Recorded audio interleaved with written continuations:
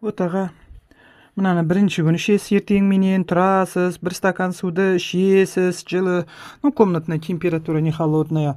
Бір стакан емес, даже көбірек 200-300 грамм су ішу керек. Түніменен аузымызда жаңағы микропаразиттер ғой тамақ күтіп отырады. Мына менен өлтіреміз сол ненужный паразиттерді. Ертеңменен тұрамыз, бір стакан суды ішеміз, мынаны аласыз да, біреусін бір дегенім тілдің астына саласыз да, сорасыз. Дәмін көресіз, не бір әдеме шөптердің, не бір арам шөптердің дәмдерін көріп, кішкене сорсаңыз, аурудың бәрі ауыздан ғой, барлық микробтардың бәрі ауызда, соны бәрі деп тіліңізге, тісіңізге алып барсаңыз, тамағыңыз да ауырғаны қояды бара-бара. Сонан кейін сразу артынша бір стакан су ішесіз да, все, целый день 2-3 литр су, сол сағат сайын бір стакан су. Бөтелкемен су алып аласыз да, кола ішкіңіз келсе, или тамақ ішкіңіз келсе, алдымен су ішіп алыңыз, бүйтіп глотками, жарты стакан, бір стакан су ішіп отыру керек.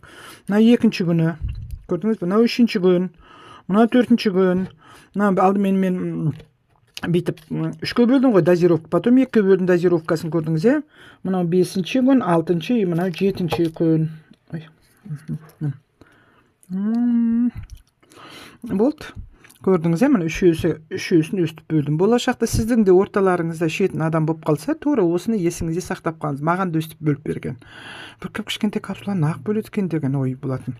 Ал енді жатар алдында мынау екеуін аласыз, бір-бірден аласыз да, бір стакан, жарты сағат бұрын бір стакан суды ішесіз да, тоже один за другим, бұларды ашылмайды, шайнамайды, просто жұта саласыз. Ұйықтап қаласыз, керемет ұйқыңыз, демалып, рахметіңізді айтасыз ғой енді.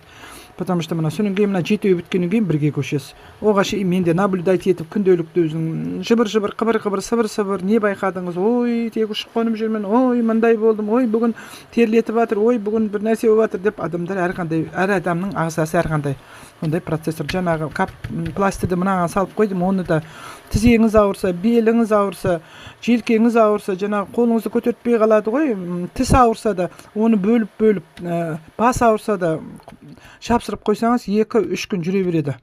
Қазір кондиционерден буын да ауырады ғой, тегі қиын. Мына осыларды мен салып жіберемін. Хорошо? Түсіндіңіз ба? Түсіндім деп айтып отырыңыз.